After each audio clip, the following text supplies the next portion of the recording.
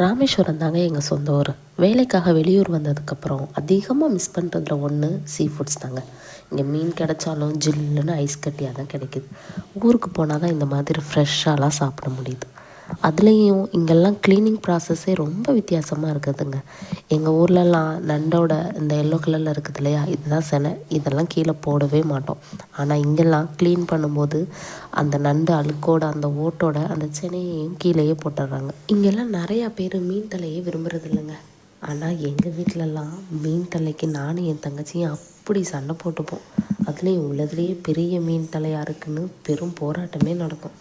சாம்பார் சாதம், ரசம், புளிக்குழம்புன்னு என்ன இருந்தாலும் கண்டிப்பாக அதுக்கு சைட் டிஷ்ஷாக ஏதாச்சும் ஒரு சீ ஃபுட் இருக்கும். நண்டு, மீன், கருவாடுன்னு வெரைட்டியாக சாப்பிட்டு பழகின எனக்கு இப்போது மீனே கிடைக்க மாட்டேங்கிறது ரொம்ப கஷ்டங்க. உங்களோட ஃபேவரட் சீ ஃபுட் என்னென்னு கமெண்ட் பண்ணுங்கள்.